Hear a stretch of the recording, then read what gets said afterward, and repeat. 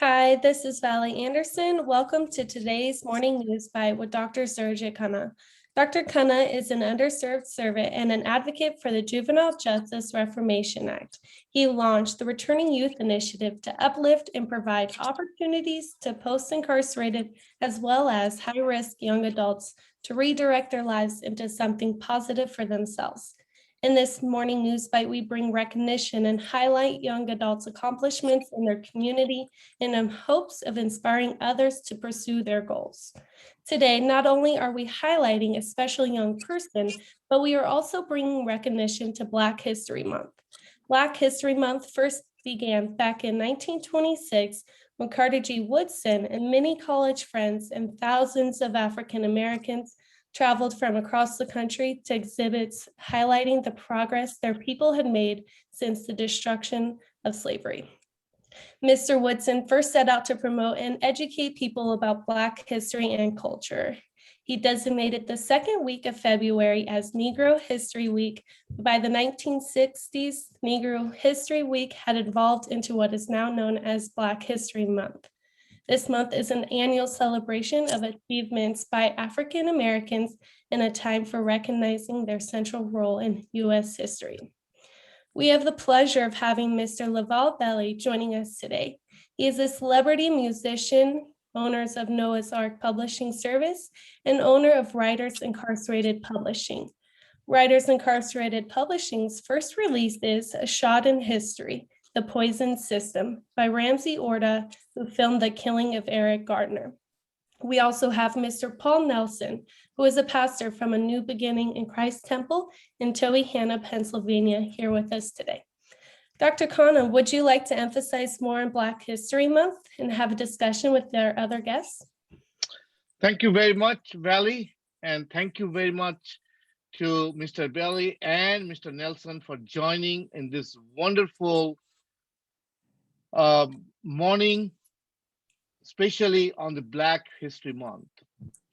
I always emphasize and question, not only to myself, but to everybody, why do we have to celebrate Black History Month only in February, which is the shortest month of the year? Well, Black History Month should be celebrated throughout the year, because this is the time when we should recognize all the contributions and sacrifices that African Americans helped to shape this nation. We could not be today where we are. We could not say that we are American if these African Americans would not have come and fought equally for this land of freedom, which we call. Especially this month in the history has been recognized this. And again, like Valley said in 1926, Mr. Woodson started this. Why did he do it in 1926? Why not from 1800? If anybody doesn't know this, I think the audience should know. The history does not say this, but when the first boat came, Black people were there in that boat. They were also brought it in. We ignore that. Why? Because at that time, we did not recognize that the muscles, the energy, these Black African American people can do to save this nation. And this is where the whole shaping of this nation, the Constitution, all this started. Well, what US started doing is, and this is more government, they started doing is that every year they come up with a theme for celebrating this Black History Month in February.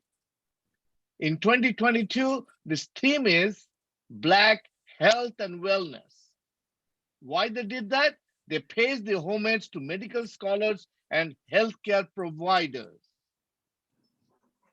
This year is the third year. We are beginning with this COVID-19 pandemic, and this is disproportionately affected the minority communities and placed unique burdens on the Black healthcare professionals. That's why this month we are honoring all the African American medical professionals. There's a doctor who says that there is no American history without African American history. I like that, the way he says. Before we begin our discussion, Mr. Nelson and Mr. Belle, I would like to honor and introduce the audience to a fine gentleman who inspired me to start this initiative in California and in Elizabeth, New Jersey. This gentleman is Mr. James Omek. Valley is pointing out, that's the gentleman. And here you see in this picture also, Mr. Laval Belle is also there inside on the with the white sweatshirt there. So this is the group. Mr. Omek put it together so that we can take this initiative everywhere in California. These all celebrities, they were all celebrities. There's musicians like Mr. Belle is. Mr. Omek is no longer with us physically, but he is definitely with us and giving all the strength, all the support to make this mission a success.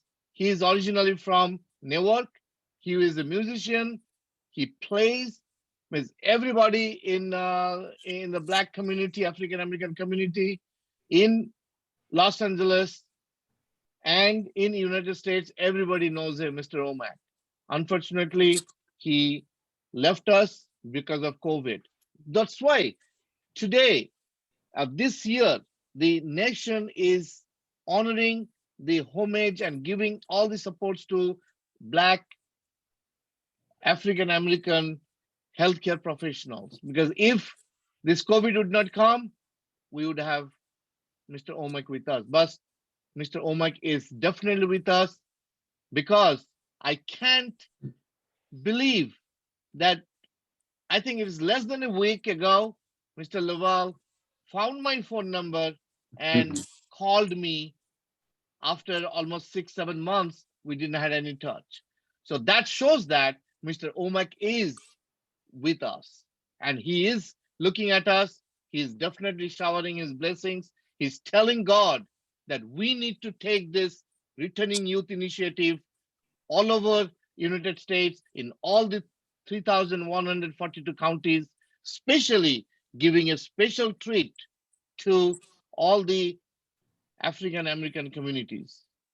So, Mr. Laval, what do you think about, I know you are a musician, I know you have definitely done things in the African American community so that they can feel that they are very important and they have done valuable things in the community.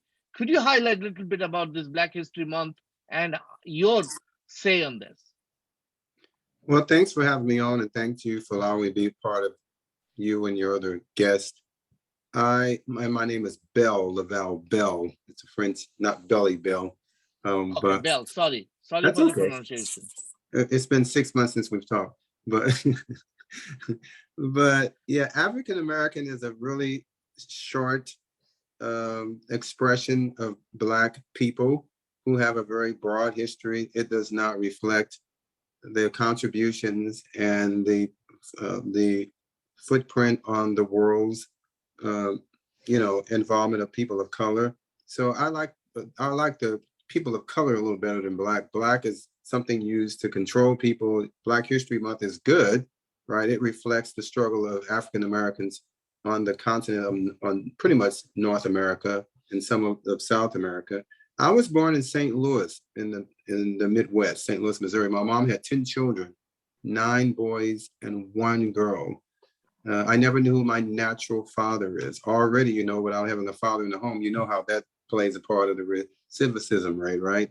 And I grew up quite impoverished in a lot of, very depressed areas and poverty. I started playing drums at age 11. I started touring at age 11 with really great gospel singers like Andre Crouch and Edwin Hawkins. At 14, I was traveling playing with an evangelist named David Epley, who kind of, I was like my foster parent, foster father. I moved to Los Angeles and I worked with all the great artists. I played drums with Earth, Wind and Fire, Bette Miller, George Benson, Aretha Franklin, all the great artists I worked with. But while playing the drums, in 1993, I was spirit-filled. I attended West Angeles under Bishop Charles Blake in Los Angeles, California. And I was spirit-filled in 1993, and that changed my life. And I wrote this first book. I was in Brunei. We performed, Earth, Wind and Fire performed for the Sultan of Brunei. Imagine playing for the Sultan. We were like the background music. And there in one of those castles, I heard the Spirit said to me, will you now spread the word for me? And I wrote a book, Your Gifts Are Not Your Purpose. Why am I talking about all that? As a child growing up, I was constantly being stopped by white police officers. I was a good student. I went to school. All throughout my history, I've been stopped as an African-American, and so I really learned a lot about this thing about Black history. Our history doesn't begin in America. It began on the continent of Africa, like all the human race, not just Black Americans, which is a short expression. So when you say Black history, it's nice. It's a page in an entire book called African history. Black history is just a page that reflects the 400 and some years of our experience on this continent of North and South and Central and the islands and the Indies of America. And so that's where I am today. And the fear, the terror of an African American man or woman really embracing our true identity. I call it that we've been living on a Holocaust for the last 400 and something years. Others have said they've got a Holocaust. Well, there's been no Holocaust like Black folks that we've experienced. Thank you very much, Mr. Belle, for sharing your history since 11. So definitely, your drum, which you started at the age of 11, I think we can still hear that. I want the whole community, not only Black community. I like the way you said colored community, and colored means both white, black, brown, purple. Nowadays we have different other colors. Okay, every color community can hear the drum which you started, in your 11-year-old young man. So, and I'm sure the age did not pass too much. You still look 11, and we can definitely comprehend that. So, Mr. Nelson.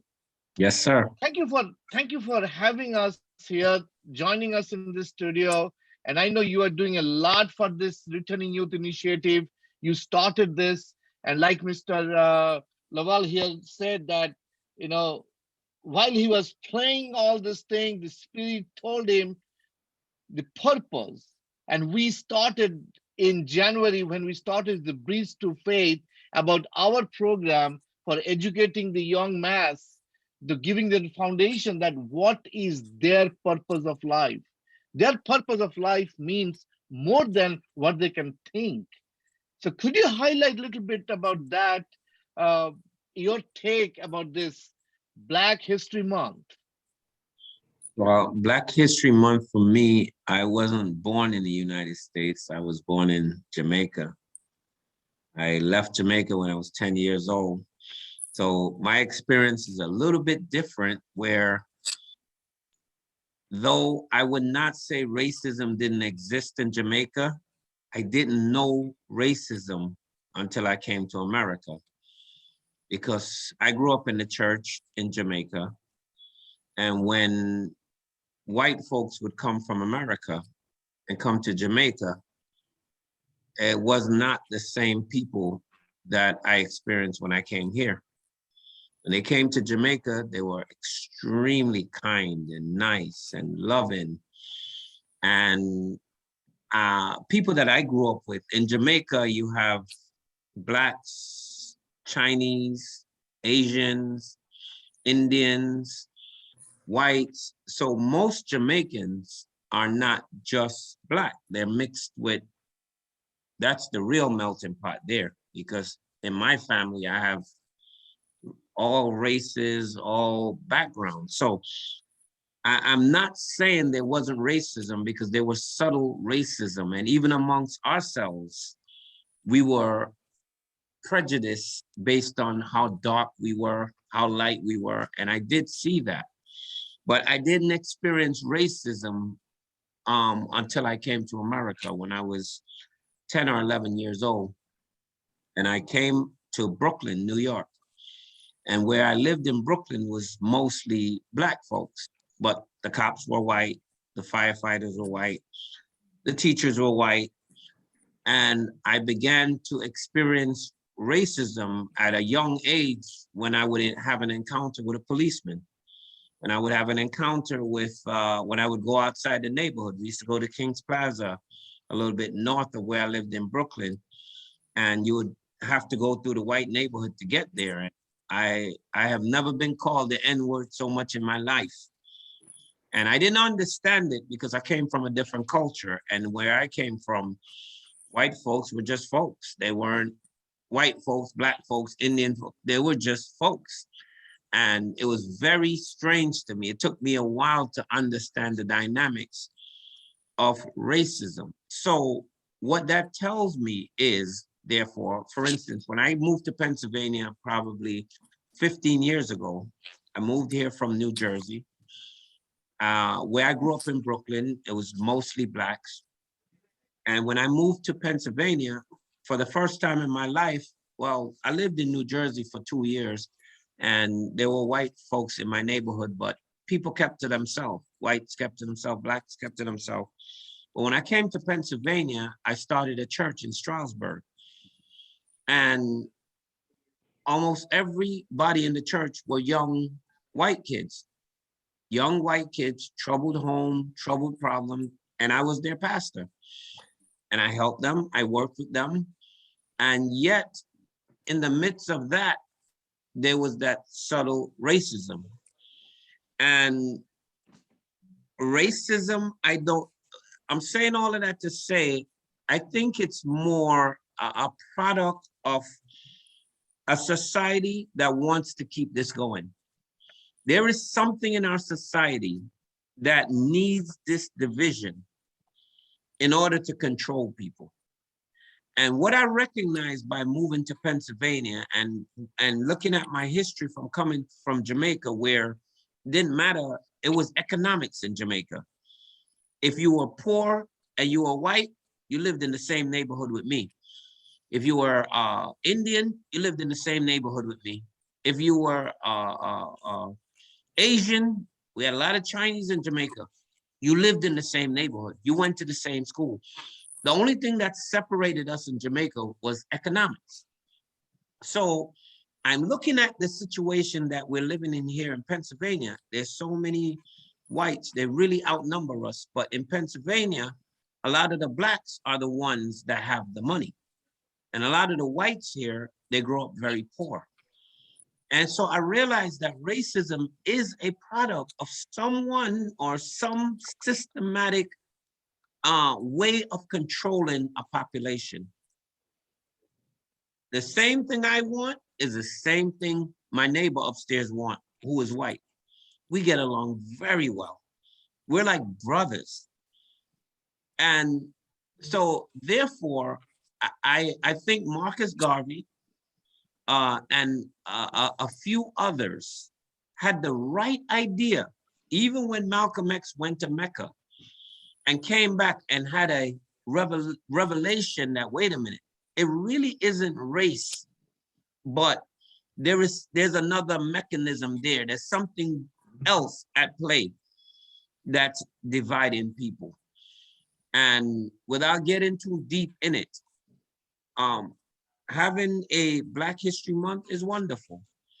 But I agree with the brother Bell that Black history is human history. It really is. And when we begin to understand that and understand the dynamics of that, all this division will go to naught. Because at the end of the day, Black history is human history. I like that, Pastor Paul, for bringing that up, because like Mr. Laval said, that it is one page in the book, in the history book. There are many pages, but why are we only talking about that one page? Okay, but like you said, Mr. Nelson, that we are in the water. When we are in the water, the same water, we have to be friends with the shark and the whale and the small fish. Mhm. So this is all about economics, politics, whatever you say. We are here in the United States. We are all together, okay? And we are all human beings. So this is a human history where we are tending to separate ourselves, okay? So, and this is the right thing to, during this month, I love to take advantage of this situation and educate the people that racism, colors doesn't matter. God, when he created us, he did not say, oh, you are black, you are brown, you are blue, you are purple. He didn't say that. The Bible was not written for black people or purple people. It is for everybody. Okay? God created us for a purpose, for his purpose, not for our purpose. This is where we are making this thing. We are telling that we are black, we are brown, we are white. No, God did not do that. Okay? And when we end, when we come to end, when it is time for us to go back to the Godhead, to the heaven, does God keeps a doorkeeper and says, oh, you are black, you can't come, you are white, you cannot come? He doesn't say that. So why are we discriminating that? But we are taking advantage of this. Well, since this particular podcast is a sunrise podcast, we highlight all the young people, and Valley will be surprised what Valley has to share today. The young African American person that she's going to highlight today. Valley.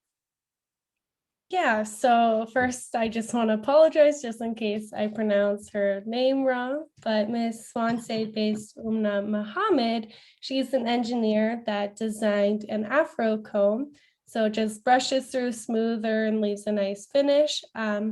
She nannies to take her through school, and her 9-year-old, well, not hers, but the little girl she watches, typically cries out when it's time to brush her hair. So that's why she wanted to make a difference with that. She wanted to use her experience to get other young Black women inspired in engineering, because only 2% of engineers are women of ethnic minorities. So she just wanted to be a part of the change so that when a young person comes to her, they feel welcomed and accepted and more empowered. Wow, this is such inspiration. Okay, because you have no idea.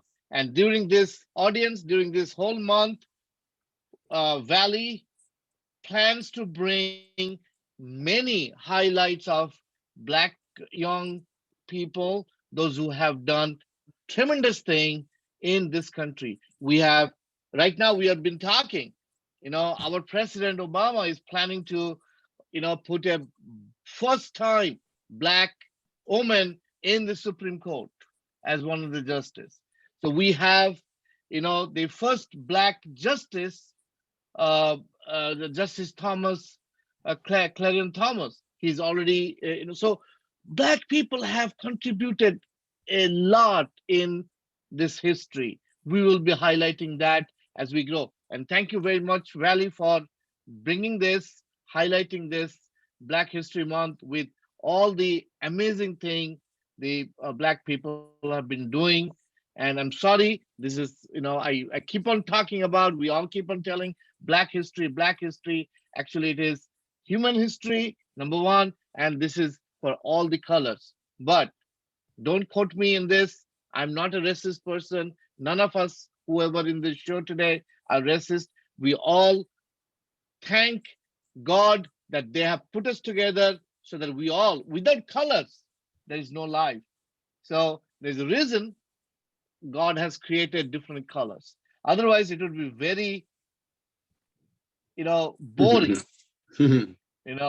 So again, before we close, does Mr. Laval or Mr. Nelson has any message want to give to these young adults, those who are listening to this or will be listening to this, that how we can inspire them through this type of podcast so that they do not feel that they have no future? Could you please? Well, I would just say I love young people because I think young people are the ones that are destroying this color barrier. And I think young people are taught to hate. They're taught to separate. And what my encouragement would be for young people is do what it takes to achieve your dreams. And do not let anyone tell you that you can't. Yes, you can. That's what I have to say to young people. Yes, you can. Mr. Laval.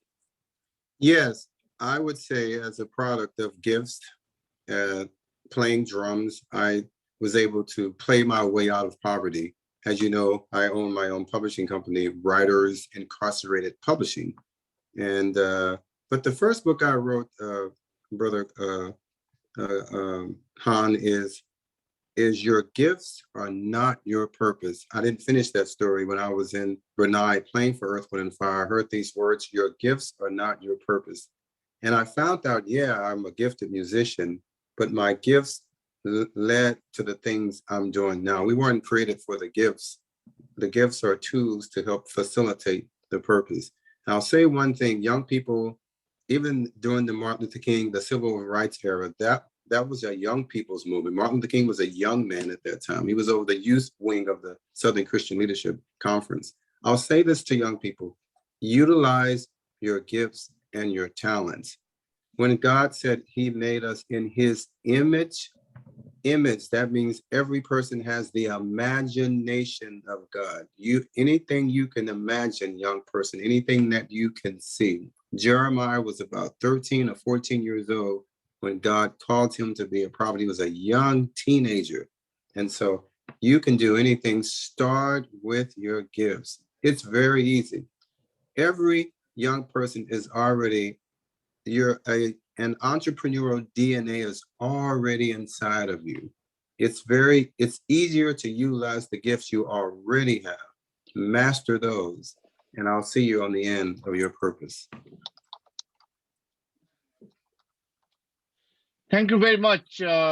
We have wonderful time here, and Valley, would you mind to close this with a right attitude and right message to all the young people? Yes, well, I'm really thankful for everybody that came on, and I hope more viewers stay tuned over the next month as we will continue to highlight more great accomplishments from other Black people. So thank you, Dr. Khanna, Mr. Belle, and Mr. Nelson for joining today. For more information about the initiative, please visit the website returningyouth.com. As always, we bring Sunrise to you every Monday, Wednesday, and Friday. We also have 2 other podcasts, 15-minute weekly news and the Bridge to Faith program. You can watch those on Facebook, Instagram, or YouTube at Returning Youth or Khanna for Youth. In addition, please don't hesitate to reach out to 844-375-4266 or through the Contact Us tab on the Returning Youth website with any questions. Thank you for tuning in. We will see you on Friday. God bless.